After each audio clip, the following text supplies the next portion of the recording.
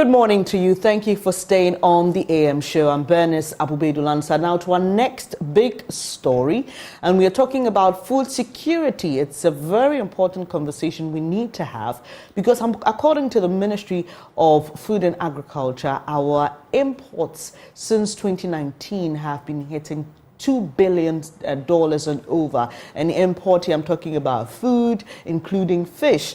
And this is really, really troubling. Also because when there are shocks at the international level, they definitely will have an impact on our food security here. See what happened to during the Russian-Ukraine invasion, which is still happening. We know, especially for wheat and other major food products that come from Ukraine, and the global shortage and all that. So here's what the government of Ghana has decided to do in partnership with the High Limit Group. They're embarking on food production, renewable energy and rural electrification project. And it will be happening in the northern part of the country, and it's supposed to help us achieve our goal to ensure that we produce what we eat and we eat what we produce. This morning, the Chief Executive and Project Head of High Limit Group, Emmanuel Abi, has joined me in the studio. Good morning to you. Good morning. Thank you so much for making time to be here. Yeah, it's an honor. Right. Yeah. So this project falls under the One Village, One Dam initiative, right? Exactly. Tell us more about it. Okay, so first of all, let me say a very good morning to your viewers, and also thank you for the opportunity to be here. In 2017, High Limit conducted an assessment on all the existing irrigation dams across the country. The assessment report indicated that most of them were not doing well, and the relative cost was high cost of electricity to run the irrigation facilities. So most of the farmers preferred actually to grow under rain-fed rather than going to grow under the irrigation scheme, because they complain that they are being charged exorbitant fees for like water user fees. So based on that assessment report, and also over the years, the evidence and statistics show that food security is a major problem in this country. And for us to be able to produce food in large quantities, sufficient quantities, and also be able to export as a country, there is the need for us to have proper irrigation dams and efficient irrigation facilities to be able to do this. And this is why High Limit found it prudent to partner with government to develop this One Village, One Dam policy. Interesting. Just so we understand what is happening, this One Village, One Dam is the same One Village, One Dam project that has been embarked on by this government in previous years, right? Okay, so I think the One Village, One Dam is a policy. And government has opened up the policy for the private sector to participate. Okay. And so that's why we are able to come in to partner with government to do it. Interesting. So how does this differ from what we've already seen? Because my colleague, just about a month or two ago, Jojo Kobna, produced a documentary called Thirsty Dams, where in the area where the president cut salt for the initiative, the dam there has dried out. I mean, basically non-functional, and it's a story that replicates in other parts of the country. Not to say that some of the dams were not successful, but these ones were largely not successful. How are we sure that this project we're about to embark on, which falls under this same policy, would be any different? Okay, so I think what we're going to do now is a complement to what has been done already, but the design of this one is much different, and also we're spending much more money to build quality dams than what was done previously. So where are these dams going to be located, and how will the project be executed? Over which period are we talking about here? Okay, so overall it's going to take like 36 calendar months. That's 3 years for us to finish what we are doing. We are building 440 units, across the 5 northern regions. 440 units. 440 units. So when you say units of what? Of the multipurpose dams. Okay, 440. Yes. That's a lot. That's a lot, yeah.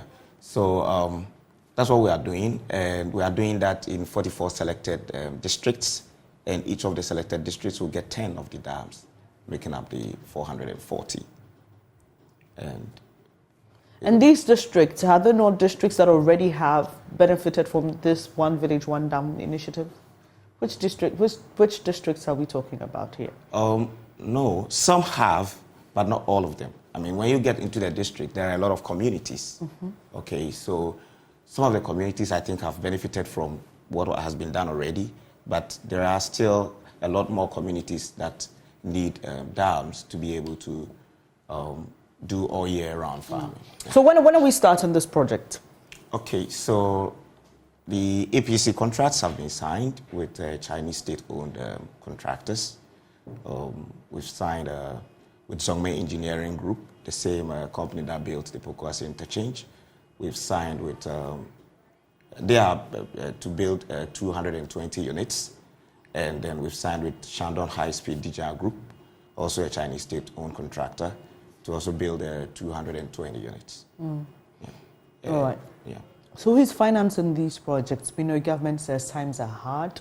We're in difficult moments. There are some who have called for us to hold projects, even considering the economic situation that we find ourselves in. So financing is a very important question here. Who's financing the project? Okay, so the financing is basically being done by High Limit and its financial partners. We are doing a 15% crowdfunding through corporate bonds from South Africa, and then the 85% from China, from Chinese development banks, with a Sinusua export buyers credit facility. So this is something government has signed on to already? Yes, I think we've been working with government on this since 2018. Okay. So, but let me say that government is not making financial commitment to the project. Okay. Government's role in the project is facilitation and monitoring and evaluation. Okay. Yeah. Right. So, I mean, because you sound so well prepared for this. How much is it costing us per unit? Do we know? Okay. Per unit, we are spending about $4 million. That is the multi-purpose. Okay. $4 million for a dam? Not only the dam. Okay, tell us. Okay, so the dam comes with its ancillaries. It's the dam plus a 180-hectare center pivot irrigation system. Okay. And also a power and electricity system that will help us to be able to drive the center pivot irrigation system and also be able to distribute some of the electricities to the communities in the surrounding areas. $4 million? Yes. For 400 units of what you've just explained to us? Yes. Do we need that much? No, or $4 million for the entire project? $4 million per unit. Yeah, and you're doing 400 units. We are doing 440. So 4 million. So I'm just saying 400 times 440. Okay. That's what it is, right? Yes. So that's what it's costing us if we want to build any meaningful dam, so to speak. So I have a photo of a dam behind me. Some of the dams that we saw that others have referred to as dugouts. Okay. Is this what you're doing? No, not at all. Okay, so how different is your dam from what we're seeing here? Okay, so ours is also a dugout. However, it's lined. You know, we line the dams with HDP membrane, and then we also do concrete at the crest of it, so that it can store water. You know, if you leave it like this, I mean, during rainy season you can have some water collected in the dam, but during dry season all the water will seep away into the ground. So, I mean, no, we are not doing something like this. But so what went into determining the cost of $4 million per unit? Okay, so we are working with engineers, and let me say world-class engineers who designed the dam, and then they came up with the bills of quantities, and that's how come we came up with the cost. Yeah. So that's how they arrived at. So what in the whole project is making it so expensive? Okay, so, let me say it like this way so you understand. The thing is, if you build dams alone without the irrigation facilities, I mean, chances are you have people come to say, okay, let me put some pumping machine to try to pump something into my... No, that doesn't work. You need to have the irrigation system in place. And then also, if you get the irrigation systems in place and you are able to grow the crops at the harvest time, if there is no value addition means in place to be able to process the raw material into something, then you still have these crops getting rotten. So you're combining 1V, 1D with 1D, 1F. Is that a sense I'm getting? Exactly, and that's the way to go. Because yes, once you want to build a dam, you need to look at the value chain. Okay, so that's what we are doing. We are not building just dams. We are building dams with its irrigation facilities, and we are also building refinery. Let me say, okay, we have a refinery plant. We are building a refinery plant where the crops that will be grown under these irrigation facilities will be sent to be processed into products that can be exported out of the country. Okay, so these districts have different farmers who produce different things. Yeah. So are you building your refineries or factories the same way, or how exactly is it going to play out? Because someone may be producing maize, someone may be producing soya beans, someone may be producing peanuts. So how exactly are you going to do it? Okay, so the main crops that we would like to be grown under the irrigation facilities is corn, sugarcane, cassava. Then when it's harvested, we bring it to the processing plant, which is to be built in Savlugu. There's a community called Tendan in Savlugu. That's where we're putting up the... Okay, so the processing plant, unlike the irrigation facility, is not attached to the dam. No. It is a separate... Yes. It's a huge plant. Okay. At Tendan in Savlugu. So when the crops are harvested, the farmers will transport them to the factory for it to be processed. And we're processing into sugar. But we already have a sugar factory. Why won't you just send it there? The sugar factory is just sitting there. Oh, no. The sugar factory is a commander. And what we're doing is in the north. So we cannot transport raw material. Yeah, probably if you had a good rail network system, it could have been possible, right? Well, maybe in future our government will start looking into how to build this infrastructure to ensure that some of these things can be done. But for now, we're putting up the processing plant in Savlugu so that we can process these raw materials into products like sugar, like corn oil, and ethanol, okay, to be exported. Okay, the plan is that 20% of what we will produce will be for the local market, and then the 80% is exported to the African sub-region and Europe. Wow, 2080. Why that? Why 2080? Well, 20 because the initial thought is that this is supposed to help us deal with the food security threat that we have because we import so much. Yeah. So if you're going to give the local market only 20%, how much of a problem are you solving there? Okay, it's because of the quantities that we are producing. The quantities are huge. Okay. And so Ghana alone cannot consume those. So are these farms already there? These farms you're talking about, sugarcane, cassava, maize/corn, do they already exist? And how are you siting these dams in order to reach these farms? Because what I am understanding from what you're saying is that this is going to be something that's going to be serving a lot of farms, and that's why you're just not recommending people coming in with the pumps. You're building actual irrigation lines, which is why you say $4 million is not too expensive. So how are you selecting the farms? How are farmers benefiting from this project that you say will cut across the northern region? Okay, so usually most of the farmers do like 2 acres of a farm. Okay, so each community where we'll put up this multi-purpose dam we'll have, like I said initially, we'll have a 180 hectare span, 180 hectare span of the center pivot irrigation system. 180 hectare is a big area. So these farmers can come and grow under the center pivot irrigation system. Okay. So you have a dam, you've got in your own land, which the dam will serve. Not that you're providing irrigation for already existing farms. Okay, let me put it this way so you understand, or your viewers can understand. The community makes available a land for us to construct the dam, and also the lands were given to you by the locals? The community. The communities? Yeah, the chiefs. In the 44 districts? Yeah, in all the 44 districts. So when you build a dam and you build the irrigation facilities, the farmers can come and cultivate under the irrigation scheme. All right?